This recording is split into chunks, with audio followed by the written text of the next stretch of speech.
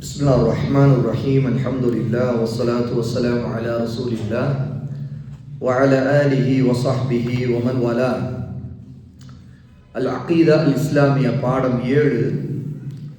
நாம் ஏன் மற்றவைகளை விட தௌஹீதுக்கு அதிக முக்கியத்துவம் வழங்குகிறோம் என்கிற கேள்விக்கான பதிலில் 10 காரணங்களை நாம் படித்தோம். 11வது காரணம், தௌஹீது தான் அரபியர்களையும் அரபியர் அல்லாதவரையும் சமத்துவப்படுத்தியது, அனைவரையும் ஒரே சமூகமாக ஆக்கியது. உம்மத்தே முஹம்மது ஸல்லல்லாஹு அலைஹி வஸல்லம் சமுதாயம் பல்வேறு மொழி, நிறம், தேசம் எப்படி பிரிந்திருந்தாலும், ஆனால் ஒரே உம்மத் என்கிற இந்த ஒரு கொள்கையில் இணைவதற்குடைய மிக முக்கியமான காரணம் தௌஹீத். அல்லாஹ்வை இபாதத் செய்ய வேண்டும், அவனுக்கு இணை வைக்கக்கூடாது, அவனுடைய நபியை பின்பற்ற வேண்டும் என்கிற இந்த அடிப்படையை யார் இந்த அகீதாவை உறுதியாக பற்றி பிடித்துக் கொள்கிறார்களோ அவர்கள்தான் ஒரே சமூகமாக ஆக முடியும். ரசூலுல்லாஹி ஸல்லல்லாஹு அலைஹி வஸல்லம் ஒரு அரபியாக அனுப்பப்பட்டிருந்தோம், ஆனால் உலகம் முழுக்க இருக்கிற எல்லா மனிதர்களுக்குமான வழிகாட்டியாக அவர்கள் நபியாக அனுப்பப்பட்டிருக்கிறார்கள். ஆகவே அரபியர்களில் வந்த ஒரு நபியை நாம் ஈமான் கொண்டிருக்கிறோம்.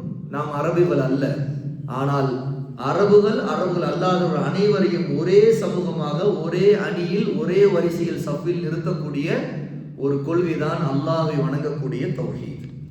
ஆகவேதான் முஜத்தித் முஹம்மது இப்னு அப்துல் வஹாப் ரஹிமஹுல்லாஹ் அவர்கள் இந்திய நாட்டில் ஹாஜிகள் செல்லும் வழியில் தௌஹீதுடைய அழைப்பை எடுத்துரைத்த போது ஆங்கிலேயர்கள் அதை கண்டு பயந்தார்கள். அதாவது இமாம் முஹம்மது அப்துல் வஹாப் ரஹிமஹுல்லாஹ் பிறந்தது, வளர்ந்தது, வாழ்ந்தது எல்லாம் அரபுலகம், அதாவது நஜ்து பகுதி, சவுதி அரேபியா. ஹஜ்ஜுக்கு வரக்கூடிய மக்களிடம் அவர்கள் தௌஹீதுடைய அழைப்பை எடுத்து சொல்லும் பொழுது இதை அறியக்கூடிய ஆங்கிலேயர்கள், இங்கே இருக்கக்கூடியவர்கள் பயந்தார்கள். ஏனென்றால் எல்லோரும் ஒரே அணியாக இவர்கள் திரண்டு விடுவார்கள், ஆக இவர்களுக்குள் பிரிவினை இல்லாமல் போய்விடும் என்று பயந்தார்கள். ஏனெனில் ஏகத்துவ அழைப்பு உலகின் நாலா புறங்களில் உள்ள முஸ்லிம்கள் அனைவரையும் சமத்துவப்படுத்தி ஆங்கிலேயர்களின் ஆதிக்கத்திலிருந்து அவர்களை விடுவித்தது. ஆகவேதான் ஆங்கிலேயர்கள் தங்களை பின்பற்றி நடப்பவருடன் சேர்ந்து கொண்டு தௌஹீதுடைய அழைப்பை எதிர்த்து போரிட்டார்கள். முஹம்மது அப்துல் வஹாப் ரஹிமஹுல்லாஹ் அவர்களுக்கு எதிராக அப்போது இருந்த ஆட்சியாளர் முஹம்மது இப்னு சஊத் ரஹிமஹுல்லாஹ் அவர்களுக்கு எதிராக ஆங்கிலேயர்கள் திட்டமிட்டதும் போரிட்டதற்கு காரணம் இந்த தௌஹீது தான். அதை விட்டு மக்களை அப்புறப்படுத்துவதற்காக வஹாபிய அழைப்பு என்று இதை பெயர் சொல்லி மக்கள் மத்தியில் பரப்பினார்கள். அதாவது தௌஹீதுடைய அழைப்பை தடுப்பதற்காக, மக்களுக்கு மத்தியில் குழப்பத்தை ஏற்படுத்துவதற்காக இந்த வஹாபிங்கிற பெயரை பரவலாக்கியது யாருன்னு கேட்டா ஆங்கிலேயர்கள். குறிப்பாக அதிலும் ஆங்கிலேயர்களுக்கு அடுத்த இடத்தில் இருந்தவர்கள் கபரு வணங்கிகள். தர்காக்களுக்கு போய் அங்க இருக்கிற அடியாரிடம் பிரார்த்தனை செய்ய வேண்டியதை கொள்கையாக கொண்டிருக்கக்கூடியவர்கள் முஹம்மது அப்துல் வஹாப் ரஹிமஹுல்லாஹ்வுடைய தௌஹீதுடைய அழைப்பை, தஅவாவை கடுமையாக எதிர்த்ததற்கு இது ஒரு காரணம். ஆகவேதான் அவர்கள் வஹாபிய அழைப்பு, இது வஹாபிசம் என்று சொன்னார்கள். இவ்வாறு ஷேக் தன்தாவி அவர்கள் அஷ்ஷஹத் இப்னு அஹ்மத் இப்னு இர்ஃபான் முஹம்மது அப்துல் வஹாப் ஆகிய 2 நூல்களையும் குறிப்பிடுகிறார்கள். 12வது காரணம், ஒரு முஜாஹித், அறப்போராளி, அதாவது அல்லாஹ்வின் பாதையில் ஜிஹாது செய்யக்கூடியவர் இறுதியாக சென்று சேர வேண்டிய இடத்தை தௌஹீத் தான் உறுதிப்படுத்துகிறார். அல்லாஹ்வுக்காக, அவனுடைய தௌஹீதுக்காக போரிட்டவர் தான் அல்லாஹ்வின் பாதையில் உயிர் கொடுத்த முஜாஹிதாக, ஷஹீதாக அவர் ஆவார். அவர் ஓரிரை கொள்கை உள்ளவராக இருந்தால் அவருக்கு சொர்க்கம் உண்டு, அவர் இணை வைப்பாளராக இருந்தால் நரகவாசிகளாக ஆகிவிடுவார்.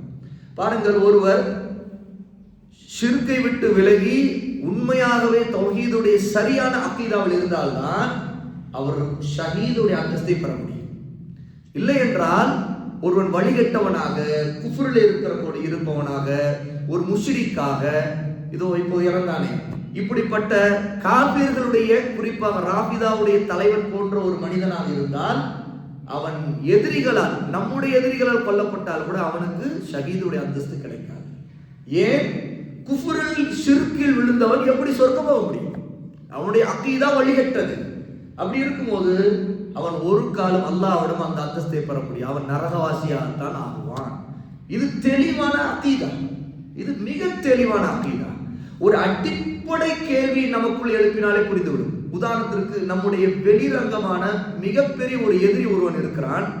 அந்த எதிரியை இப்போது நம்முடைய காலத்தில் ஒரு அபூஜஹல் இருக்கிறான் என்று வைத்துக் கொள்ளுங்கள். ரசூலுல்லாஹ்வுடைய காலத்தில் இந்த அபூஜஹல் நம்முடைய வெளிப்படையான நம்மை கொன்று குவிப்பதற்காக இருக்கக்கூடிய எதிரியை எதிர்த்து போரிடுகிறான் என்று வையுங்கள். அபூஜஹல் கொல்லப்படுகிறான். இப்பொழுது உடனே நாமெல்லாம் நம்முடைய எதிரியை அவன் எதிர்த்து நின்றான் இல்லையா, என்ன இருந்தாலும் அவன் எதிர்த்து நின்றவன், ஆகவே ஷஹீத் அபூஜஹல் என்று சொல்லுவோமா?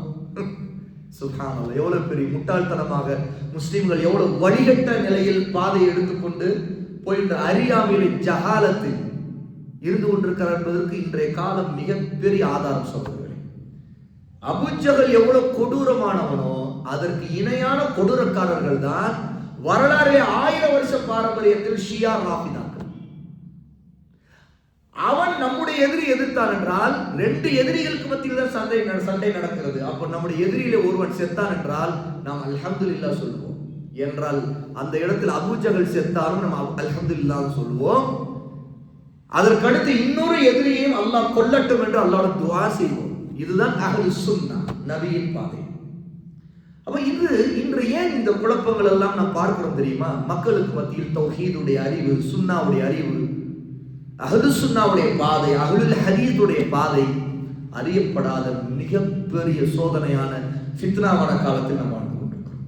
ஆகவேதான் இன்று நம்முடைய மக்கள் சுன்னி முஸ்லிம்கள் அவர்கள் தங்களுடைய போட்டோக்கள், தங்களுடைய ஸ்டேட்டஸ், அது இது எல்லாத்திலையுமே செட்டு கெட்டு நாசமான வழிகட்ட ஒரு காஃபிர் ராஃபிதாவுடைய விஷயத்தில் என்ன செய்கிறார்கள்? அவனை ஹீரோவாக வர்ணித்துக் கொண்டு இப்படி நாம் வாழ்ந்து கொண்டிருக்கிற காலத்தில் பார்க்கிறோம்.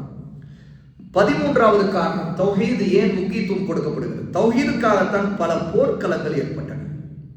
இல்லை என்றால் நாம் யாரையும் பகைத்துக் கொள்ளவோ யாரிடம் போர் செய்யவோ தேவையில்லை. ஏனென்றால் நாம் போர் செய்தது, நம்முடைய வரலாறில் நடந்த போர்கள் எல்லாம் துன்யாவுக்காக அல்ல, அல்லாஹ்வுக்காக, தௌஹீதுக்காக, இந்த இஸ்லாம் சுத்தமாக மக்களுக்கு போய் சேர வேண்டும் என்பதற்காக. அவை தௌஹீதுக்காகத்தான் பல போர்க்களங்கள் நடந்தன. தௌஹீதுடைய பாதையில் தான் முஸ்லிம்கள் ஷஹீதாக்கப்பட்டார்கள். பின்பு அதற்காக வேண்டிதான் பழி தீர்க்கப்பட்டார்கள். தௌஹீதுக்காக முஸ்லிம்கள் போரிட்டுக் கொண்டே இருக்கிறார்கள். உறுதியான முறையில் தௌஹீது இருந்தால்தான் முஸ்லிம்களுக்கு கண்ணியமும் உதவியும் கிடைக்கும். எப்போது கண்ணியம் உதவி அல்லாஹ்விடம் கிடைக்கும்? தௌஹீது இருந்தால். இல்லை என்றால் அல்லாஹ்வுடைய உதவி கிடைக்காது. முஸ்லிம்கள் கொல்லப்பட்டு கொண்டே இருப்பார்கள். முஸ்லிம்கள் எவ்வளவுக்கு அல்லாஹ்வின் பக்கம் திரும்புகிறார்கள், தௌஹீதின் பக்கம் திரும்புகிறார்கள், ஷிர்கை விட்டு விலகுகிறார்கள், உண்மையான இஸ்லாமிய வாழ்க்கையை பற்றி பிடிக்கிறார்கள், அந்த அளவுக்கு அல்லாஹ் முஸ்லிம்களை கண்ணியப்படுத்துவான், அதிகாரத்தை கொடுப்பான், அவர்களை உயர்த்துவான், நம்முடைய அந்தஸ்தை உயர்த்துவான், உதவியை செய்வான். இந்த உலகத்தின் செல்வங்களை எல்லாம் அல்லாஹ் கொடுத்து விடுவான். சென்ற காலத்தில் முஸ்லிம்கள் சமத்துவமாகி பெரிய ஆட்சி அதிகாரம் அவர்களுக்கு கிடைப்பதற்கு தௌஹீதான் வழிவகுத்தது. இன்றும் கூட முஸ்லிம்கள் ஓரிரை கொள்கையில் உறுதியாக இருந்தால் திரும்பவும் அவர்களுக்கு கண்ணியமும் ஆட்சியும் மதிப்பும் அல்லாஹ் நாடினால் கிடைக்கப் பெறும். யா அய்யுஹல்லதீன ஆமனூ இன் தன்சுருல்லாஹ யன்சுர்ஹுக்கும் வ யுஸப்பித் அக்தாமக்கும். 47வது சூராவுடைய 7வது ஆயத்தில் அல்லாஹ் சொல்லுகிறான், அல்லாஹ்வை ஈமான் கொண்டவர்களே, நீங்கள் அல்லாஹ்வுக்கு உதவினால் அல்லாஹ் உங்களுக்கு உதவுவான், உங்களுடைய பாதங்களை உறுதிப்படுத்துவான். எப்படி? எதிரிகளுக்கு எதிராக உங்களுடைய பாதம் உறுதியாக இருக்கும், எதிரிகளால் ஒன்றும் செய்ய முடியாது. ஏன்? அல்லாஹ் உங்களுக்கு உதவி விடுகிறானே, அல்லாஹ்வுடைய உதவி உங்களுக்கு கிடைத்துவிடும். ஆனால் இதற்கு ஒரு நிபந்தனை அல்லாஹ் முன்வைக்கிறான், நீங்கள் அல்லாஹ்வுக்கு உதவினால் அப்போதான் நடக்கும். அல்லாஹ்வுக்கு உதவுவது என்பது என்ன? இமாம் இப்னு கஸீர் ரஹிமஹுல்லாஹ் இந்த ஆயத்துடைய தஃப்சீரில் சொல்லுகிறார்கள், அல்லாஹ்வுக்கு உதவுவது என்பது அல்லாஹ்வுடைய தீனை, தௌஹீதை பற்றி பிடித்த ஒரு மனிதன் இஸ்லாமின் படி வாழ்வது. சஹாபாக்களுக்கு அல்லாஹ் உதவினான். ஏன் உதவினான்? அவர்கள் இஸ்லாமை பற்றி பிடித்தார்கள், தௌஹீதை பற்றி பிடித்தார்கள், சுன்னாவை பற்றி பிடித்தார்கள். கொள்கையில எந்த சமரசமும் அவர்கள் வைத்துக் கொள்ளவில்லை, எந்த வழிகட்ட கூட்டங்களோடும் சேரவில்லை. அவர்கள் அல்லாஹ்வுடைய தௌஹீதில் உறுதியாக இருந்தார்கள். அவருடைய மன்ஹஜ் பரிசுத்தமாக இருந்தது, வழிமுறை, மார்க்கத்தை எடுத்துக்கொள்கிற வழிமுறை மிக சுத்தமாக இருந்தது. ஆகவேதான் அல்லாஹ் அவர்களுக்கு உதவியை செய்து கொண்டே இருந்தார். ரசூலுல்லாஹ்வுடைய மரணத்திற்கு சஹாபாக்கள் உயிரோடு இருக்கும்போது பல வழிகட்ட கூட்டங்கள் வந்து விட்டார்கள். ஆனால் எந்த ஒரு வழிகட்ட கூட்டத்திலும் ஒரு சஹாபி கூட இணைந்திருக்கவில்லை. வழிகட்ட கூட்டங்கள் அத்தனையும் சஹாபாக்கள் எதிர்த்து நின்றார்கள். குறிப்பாக ஹவாரிஜிகள், உஸ்மான் ரலியல்லாஹு ஆட்சிக்கு எதிராக கிளர்ச்சி செய்த வழிகட்ட கூட்டங்கள். எங்கெல்லாம் முஸ்லிம் தலைவர், முஸ்லிம் ஆட்சியாளர், இமாம் அல்லது அமீர் இருக்கக்கூடிய தேசத்தில் அந்த அமீருக்கு எதிராக பேசுகிற, பிரச்சாரம் செய்யக்கூடிய, கிளர்ச்சி செய்யக்கூடிய ஒரு கூட்டத்தை பார்க்கிறோமோ, தெளிவாக நாம் அந்த கூட்டத்தை புரிந்து கொள்ள இவர்கள் தான் ஹவாரிஜிகள்.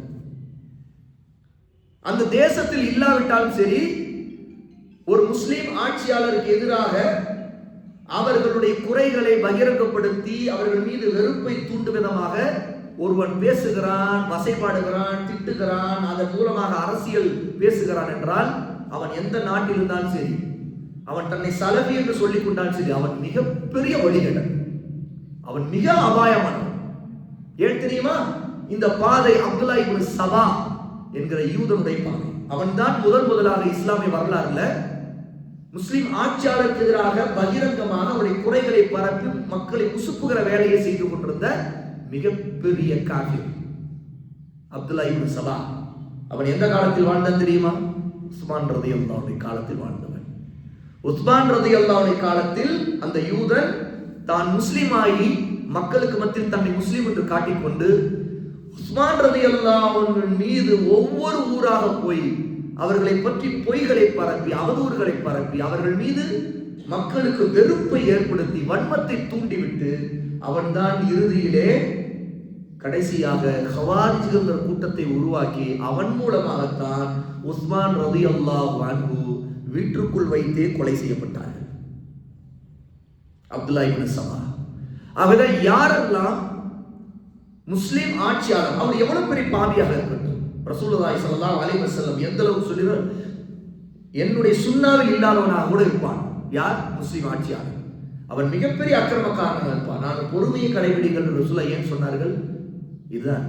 ஏன்னா அதனுடைய உச்சகட்டம் மக்களுக்கு மத்தியில் கலகமும் பூசலும், இன்னும் எதிரிகளுக்கு சந்தோஷமும், எதிரிகள் இன்னும் உள்ளே நுழைந்து முஸ்லிமுடைய தேசத்தை பிடிப்பதற்கு வேலை செய்வதும் எல்லாம் நடக்கும். முஸ்லிம்கள் பல கூறுகளாக தர்க்கங்கள் செய்து பிரிவார்கள். பாருங்கள், ஒரு ஷியா ராபிதா தலைவன் செத்ததுக்கு முஸ்லிம்கள் தர்க்கம் செய்து கொள்கிறார்கள். எல்லாம் தர்க்கம் செய்து கொள்றவர்கள் யார்? நமக்கும் ஷியாக்கள் மத்தியமா இப்போ தர்க்கம் நடந்து கொண்டிருக்கிறது. எங்கேயோ பார்க்கிறீர்களா? ஃபேஸ்புக்கில், இன்ஸ்டாகிராம்ல, அதுல இதுல, நம்முடைய வெளியில, அங்க இங்க தெருவில் எங்கேயாவது இங்க ஒரு ஷியா இருக்கிறாரா? அந்த ஷியாவுக்கு நமக்கும் வாத பிரதிவாதம் நடந்து கொண்டிருக்கிறதா? உன்னுடைய தலைவன் ஒரு மிகப்பெரிய காபீர் என்று நாம் பேசிக் கொண்டிருக்கிறோமா? அவன் ஒரு மிகப்பெரிய நாசக்காரன். அவன் யமனிலும், சிரியாவிலும், லெபனானிலும், முஸ்லிம்களுடைய நாடுகள் அத்தனையிலும் மிக கொத்து கொத்தாக பல சுன்னி முஸ்லிம்களை லட்சக்கணக்கில் கொன்று குவித்த மிகப்பெரிய அக்கிரமக்காரன் என்று நாம் பேசிக் கொண்டிருப்பது ஷியாவை பார்த்தா எவ்வளவு பெரிய ஆச்சரியம் பாருங்கள். ஷியாவை பார்த்து இல்லை, ஒரு சுன்னி முஸ்லிமை பார்த்து பேசிக்கிட்டு இருக்கிறோம். அவருக்கு புரிய வைக்கிறோம், அவருக்கு விளங்க வைக்கிறோம். அவர் ஏமாந்திருக்கிறார். சமூக ஊடகத்தில் வரக்கூடிய செய்திகள் அது இது பார்த்து, ஓ, ஒரு தலைவன் செத்து விட்டான் என்று நினைக்கிறார். அவன் ஒரு மிகப்பெரிய மோசக்காரன், உங்களை கொன்று குவித்தவன், உங்களுடைய சமூகத்தை கொன்று குவித்தவன். ஆனால் தெரியவில்லை, மக்கள் அறியாமல் இருக்கிறார்கள். அவர் முஸ்லிம்கள் இந்த தர்க்கங்களில் சிக்கி இருப்பதற்கு என்ன காரணம்? அரசியல். அரசியல். அப்போ இந்த மாதிரி ஒரு விஷயத்தை தெளிவான கல்வியோடு நாம் பேசுகிற ஒரு இடம் வரும்போது மக்கள் எப்படி நம்மை பார்க்கிறார்கள்? நீங்கள் சவுதியின் கைக்கூலிகள், சலபிகள், இப்படித்தான் நீங்கள் அங்கே பணம் வாங்கிக் கொள்கிறீர்கள். சுப்ஹானல்லாஹ். இந்த மாதிரியான பேச்சுக்களை அல்லாஹ்வுக்கு முன்பு நாளை மறுமையிலே வைத்து அவர்களை வைத்து பேசும்போது அவருடைய நிலைமை எப்படி இருக்கும்? அல்லாஹ்வுக்கு முன்பு நாம் அவர்களை குற்றஞ்சாட்டினால் எப்படி இருக்கும்? நாம் நம்முடைய சகோதரர்களை மன்னிக்கிறோம், நம்முடைய மக்களை மன்னிக்கிறோம். நாம் மன்னித்துதான் ஆக வேண்டும், ஏனென்றால் அறியாமல் இருக்கிறவர்கள். ஆனால் பிரச்சாரகர்களாக இந்த விஷயத்தை, பொதுமக்கள் அல்லாத பிரச்சாரகர்களாக இருக்கிறார்கள், அந்த வழிகேடர்கள் மிக அபாயமானவர்கள். தங்களை சலபிகள் சொல்லிக்கொண்டு அல்லது தாய்கள் என்று சொல்லிக்கொண்டு பேஸ்புக்கில் பதிவுகள் போட்டுக் கொண்டிருக்கிற பிரச்சார புத்தி உள்ள மிக வாயாடிகள் இருக்கிறார்களே, அவர்கள் மிக மிக அபாயம். ஏனென்றால் அவர்கள் தான் அறியாமை மக்களை தூண்டிவிட்டு தங்களுடைய வழிகேடான சிந்தனையின் பக்கம் கொண்டு போகக்கூடிய மோசக்காரர்கள். அல்லாஹ் நம்மை பாதுகாக்க வேண்டும். அவர்களை நாம் புறக்கணிக்க வேண்டும். அவர்கள் மிக அபாயமானவர்கள் என்று உணர வேண்டும். அவர்களை குறித்து சாதாரண மக்களுக்கு எச்சரிக்கை செய்ய வேண்டும். நீங்கள் இவர்களை எச்சரிக்கையாக இருங்கள். இவன் கொள்கை தடுமாறி வழிகட்டு போனவன், இவனை விட்டு விலகிக் கொள்ளுங்கள். இல்லை என்றால் அவன் உங்களை கெடுத்து விடுவான், உங்களை சிந்தனை கரப்ட் பண்ணிடுவான், சிதைச்சிடுவான். அவன் ஜாகிரி, அவன் வழிகட்டவன், விஜயத்துவாதி. ஆகவே இந்த பாதை சபையாவுடைய பாதை.